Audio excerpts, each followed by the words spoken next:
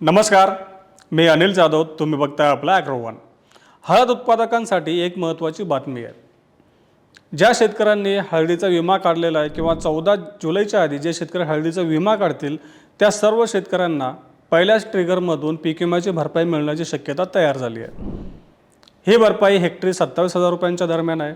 मग नेमकं हा ट्रिगर कोणता आहे, कोणत्या शेतकऱ्यांना मिळू शकतो, हळदीचा पीक विमा योजना नेमकी कशी असणार आहे, कोणकोणत्या जिल्ह्यांमध्ये ही योजना राबवली जाणार आहे, हळद पिकासाठी पीक विम्याची नेमके कोणकोणत्या ट्रिगरमधून भरपाई मिळणार आहे, हा सगळे मुद्दे आज आपण समजून घेणार आहोत. आणि सुरुवात करूयात आपल्या महत्त्वाच्या मुद्द्यापासून की पहिल्या ट्रिगरमधूनच हळद उत्पादकांना यंदा भरपाई कशी मिळू शकते. आता हळदीचा यंदा पीक विमा योजनेमध्ये समावेश करण्यात आला, ही बातमी आपल्या सगळ्यापर्यंत पोहोचलीच असेल. हळदीसाठी हेक्टरी 1,80,000 रुपये एवढी संरक्षित रक्कम आहे. हळदीचा पीक विमा भरपाई देण्यासाठी वेगवेगळ्या प्रकारचे 4 ट्रिगर आहेत. यापैकी पहिला ट्रिगर जो आहे तर तो आहे पावसाच्या खंडाचा. म्हणजे जर पावसाचा खंड पडला तर हळदीला पीक विमा भरपाई मिळणार आहे. मग हा पावसाचा खंड कोणत्या कालावधीमध्ये पडायला हवा, तो कालावधी कोणता आहे, तर हा कालावधी आहे 15 जून ते 31 जुलै.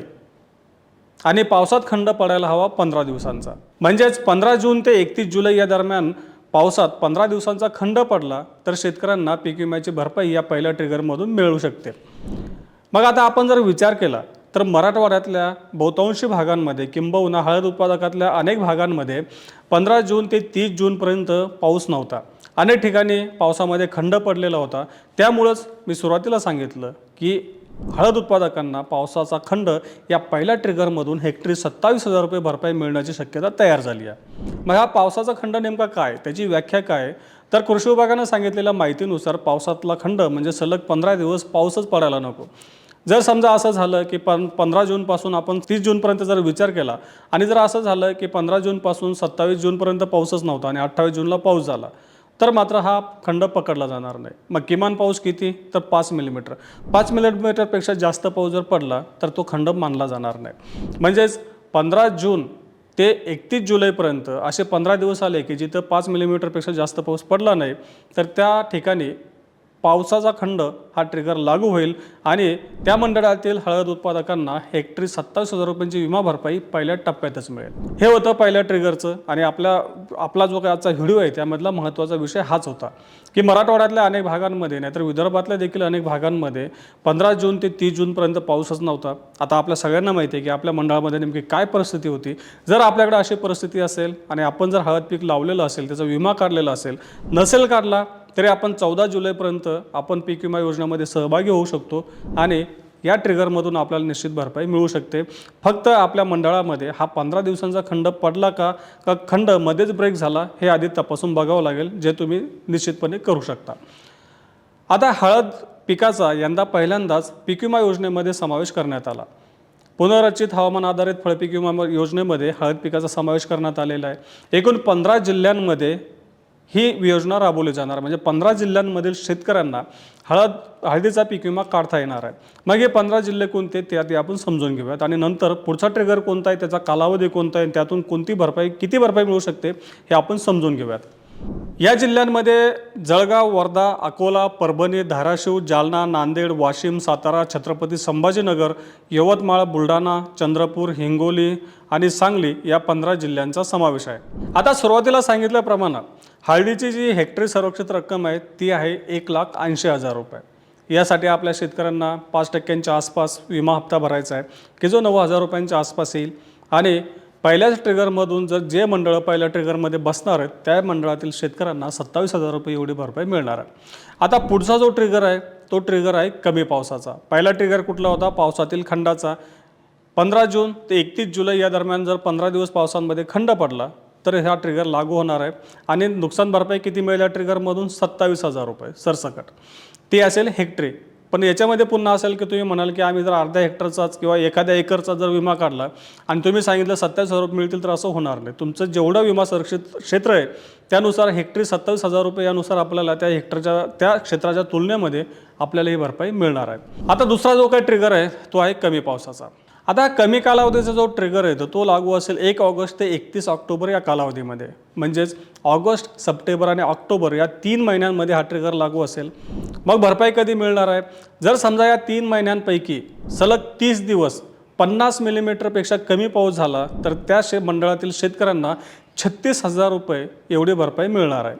म्हणजेच या 3 महिन्यांच्या कालावधीमध्ये किमान 1 महिना 50 मिलीमीटरपेक्षा कमी पाऊस पडायला हवा, तेव्हाच हा ट्रिगर लागू होईल.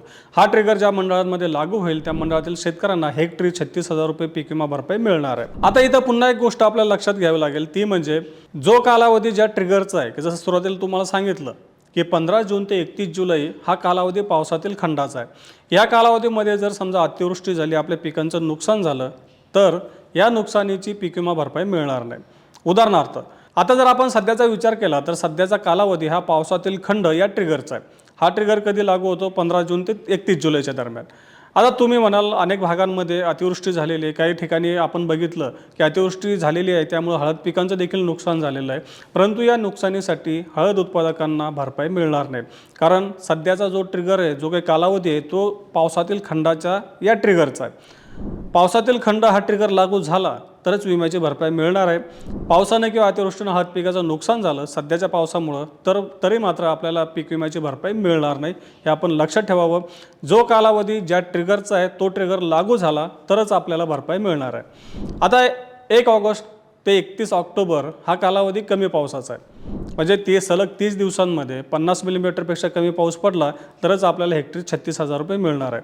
आता यामध्ये जर समजा पावसामध्ये खूपच मोठा खंड पडला किंवा मोठ्या प्रमाणात पाऊस आला आणि आपल्या पिकांचं मोठ्या प्रमाणात नुकसान झालं तरी देखील त्यामुळे आपल्याला मिळणारी भरपाई ही कमीच आहे, कारण हा कालावधी कमी पावसाचा आहे. आता तिसरा जो ट्रिगर आहे तो म्हणजे अवेळी पावसाचा आहे. हा ट्रिगर लागू होतो 1 नोव्हेंबर ते 28 फेब्रुवारी, म्हणजेच नोव्हेंबर, डिसेंबर, जानेवारी आणि फेब्रुवारी या कालावधीसाठी. या कालावधीमध्ये जर समजा सलग 5 दिवस अवेळी जो पाऊस आहे तो 50 मिलीमीटर किंवा त्यापेक्षा जास्त पडला तर शेतकऱ्यांना या ट्रिगरमधून शेतकऱ्यांना भरपाई मिळेल आणि ही भरपाई असेल हेक्टरी 90,000 रुपये.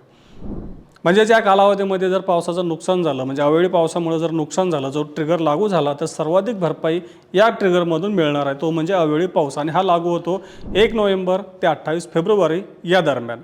चौथा आणि शेवटचा जो ट्रिगर आहे तो म्हणजे आहे जास्त तापमानाचा. याचा कालावधी देखील आहे 1 नोव्हेंबर ते 28 फेब्रुवारी. या कालावधीमध्ये जर समजा सलग 30 दिवस 30 अंश सेल्सिअस म्हणजे 30 डिग्री किंवा त्यापेक्षा जास्त तापमान राहिलं तर हा ट्रिगर लागू होईल आणि त्या मंडळातील शेतकऱ्यांना हेक्टरी 27,000 रुपये एवढी पीक विम्याची भरपाई मिळेल.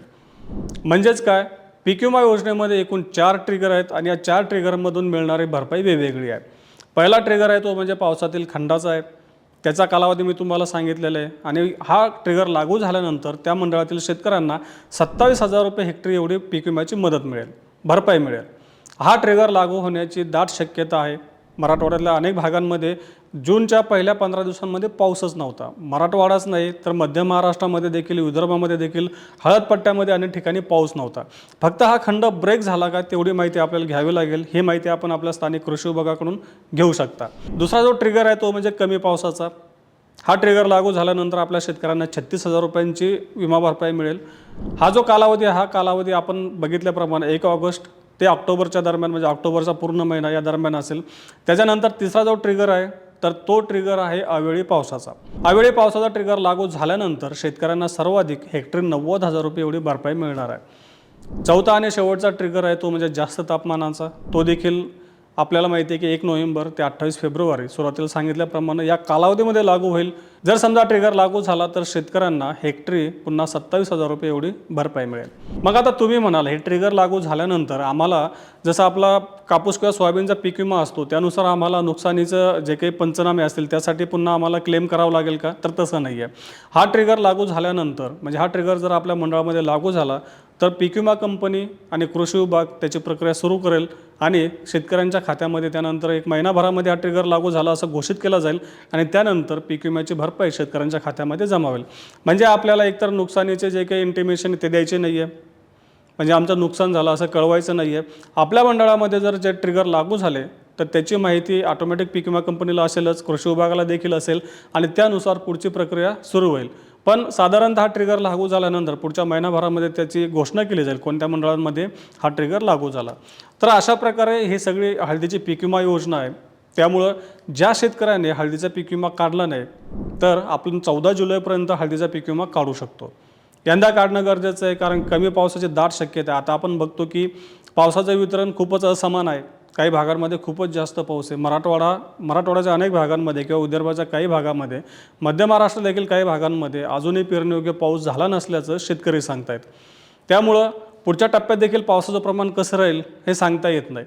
अशा परिस्थितीमध्ये आपल्याला विमा योजनेचा, हळद उत्पादकांना तरी विमा योजनेचा चांगला आधार मिळू शकतो.